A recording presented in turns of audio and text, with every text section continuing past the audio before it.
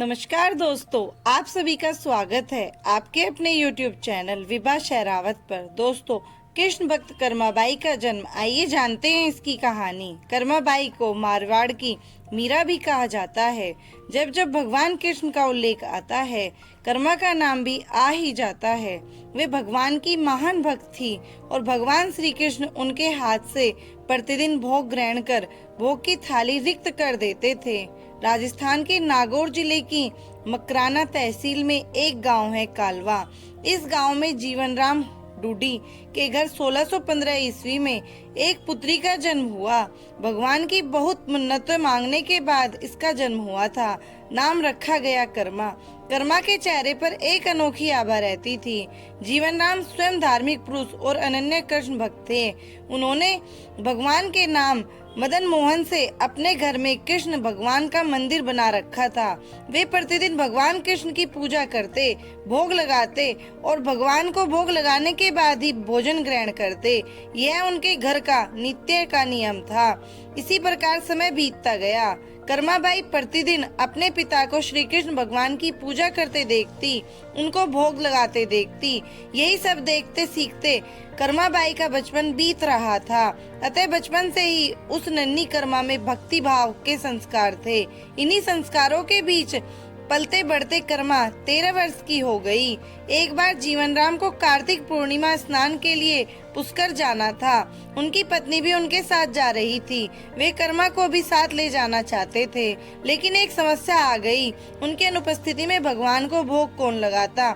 इसलिए उन्होंने कर्मा को यह जिम्मेदारी सौंपी और बोले, पुत्री, हम दोनों पुष्कर स्नान के लिए जा रहे हैं। तुम सुबह भगवान को भोग लगाना और उसके बाद ही भोजन करना। कर्मा ने यह जिम्मेदारी सहर्ष स्वीकार कर ली। माता पिता के तीर्थ यात्रा के लिए जाने पर कर्मा ने सुबह स्नान आदि कर बाजरे का खिचड़ा बनाया और भोजन के लिए अपने घर में बने भगवान के मंदिर के समीप आ गई। भोग की थाल भगवान के सामने रखकर हाथ जोड़कर बोली, हे प्रभु, भूख लगे तो भोग लगा हुआ है, आप भोग ग्रहण कर लेना, तब तक मैं घर के और काम कर लेती हूँ।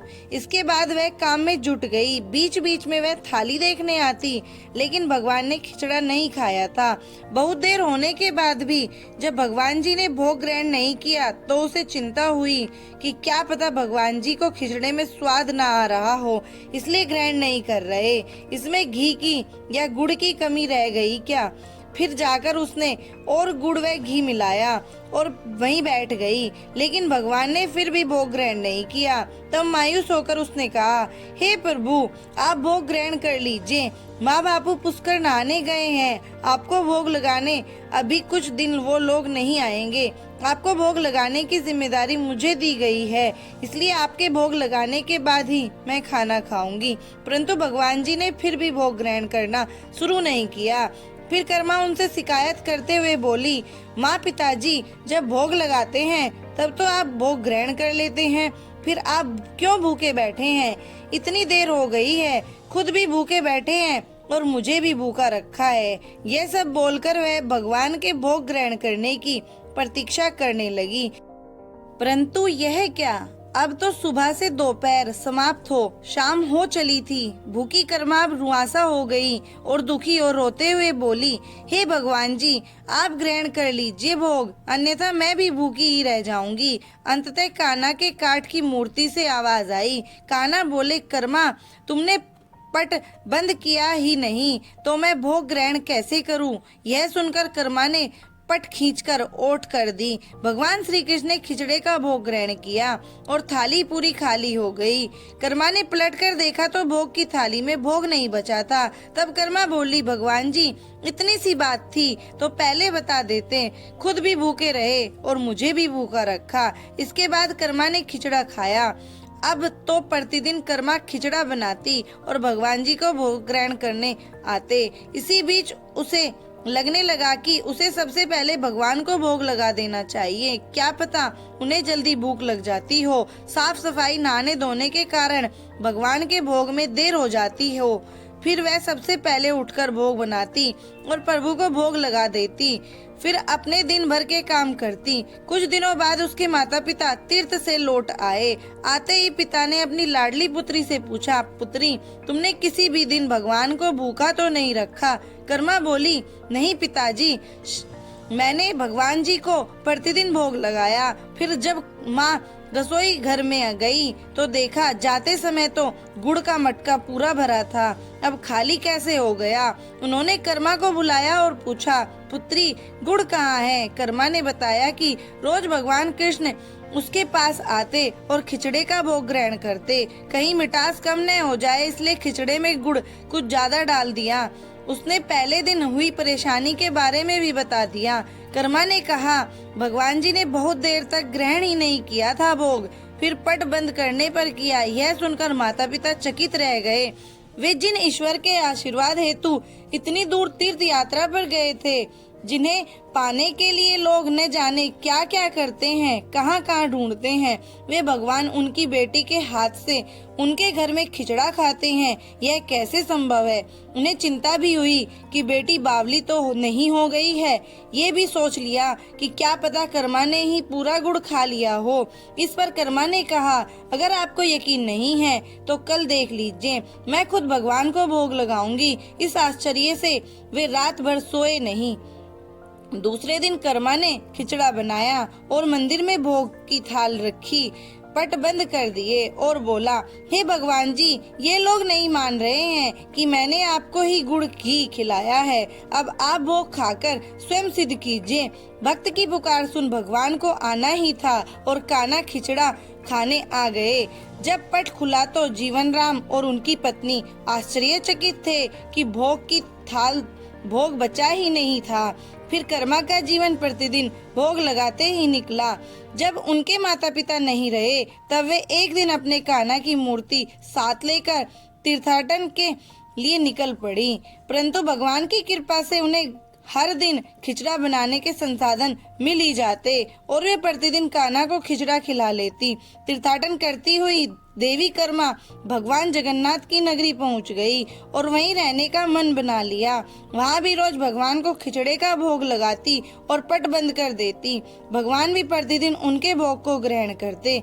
जिस दिन उन्होंने पहली बार जगन्नाथपुरी में खिचड़ा बनाया, उसी दिन उनके पास से जा रहे एक बालक ने उनसे कहा, माता, घी की बड़ी अच्छी सुगंध आ रही है, क्या भोजन बचा है?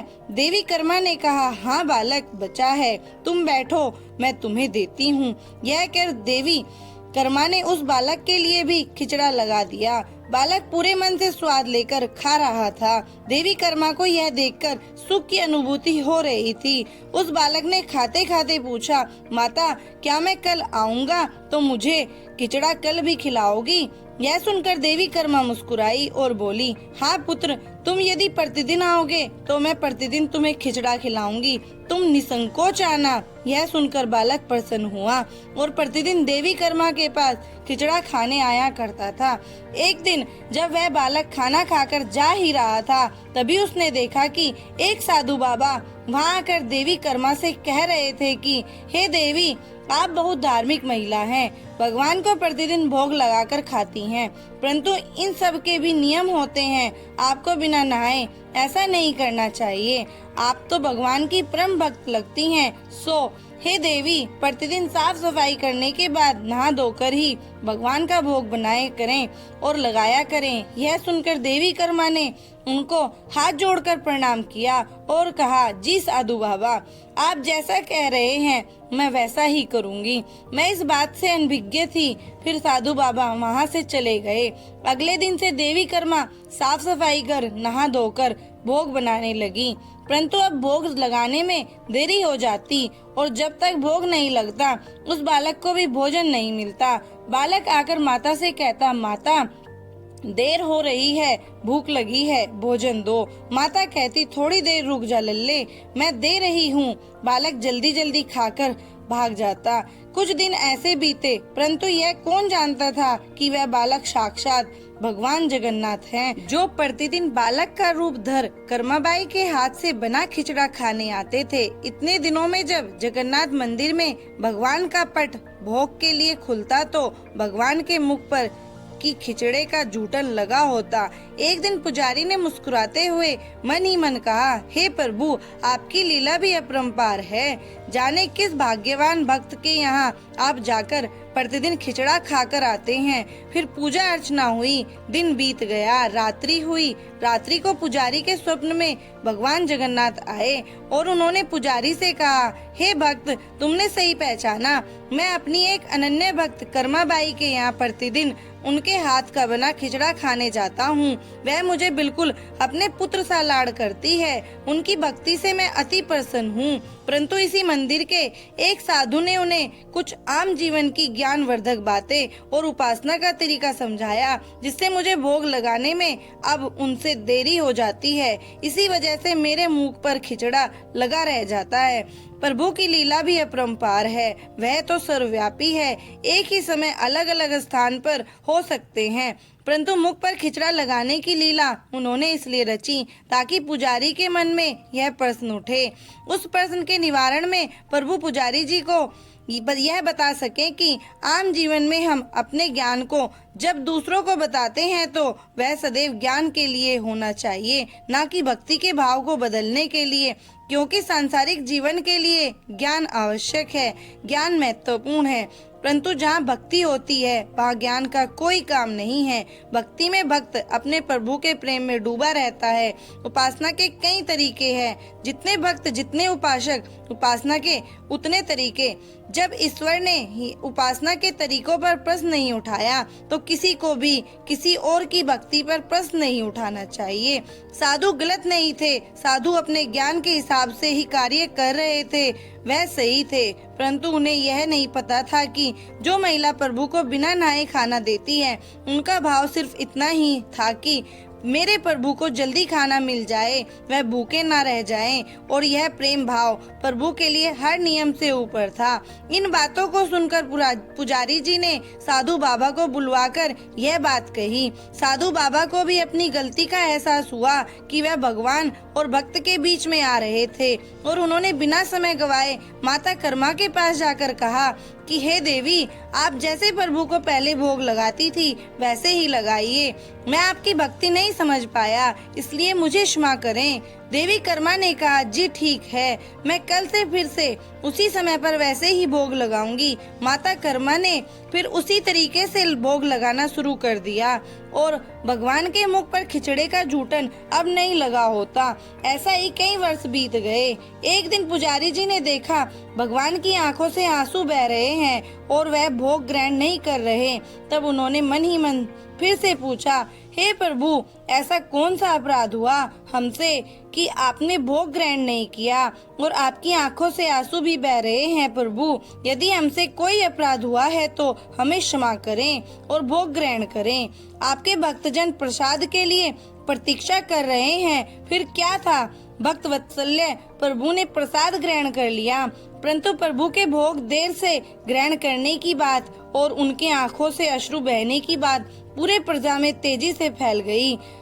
यह बात महाराज तक जा पहुंची। महाराज अति शीघ्र मंदिर पहुंचे और वे पुजारी जी से विचार विमर्श करने लगे। फिर उन दोनों ने भगवान के पास हाथ जोड़कर विनती की कि प्रभु, कृपया हमें बताएं कि इस बात का क्या संदेश है। रात्रि पैर जब वह सो रहे थे तब भगवान राजा के सपने में आए और उन्होंने कहा कि मेरी एक अनन्य भक्ति कर्माबाई जो प्रतिदिन मुझे खिचड़ा का भोग लगाती थी और मैं प्रतिदिन उनके यहाँ बालक रूप में जाकर खाया करता था, परंतु आज उन्होंने अपने अंतिम श्वास के लिए और मुझ में सदैव के लिए लीन हो गई। अब मुझे बालक की तरह प्रेम कर कौन खिचड़ा खिलाएगा। यह सुन महाराज ने सपने में ही भगवान से कहा कि प्रभु, आज से प्रतिदिन आपके भोग में कर्माबाई का खिचड़ा भी चढ़ेगा। यही सपना उन्होंने अपने दरबार में सुनाया और उसी दिन से भगवान जगन्नाथ के भोग में कर्माबाई का खिचड़ा भी चढ़ने लगा। यह थी भक्त कर्माबाई की कथा और उनके खिचड़े से जुड़ी प्रभु की लीला। दोस्तों, अगर आपको मेरी ये कहानी अच्छी लगी हो तो प्लीज मेरे चैनल को लाइक, सब्सक्राइब, शेयर और कमेंट करें। धन्यवाद दोस्तों।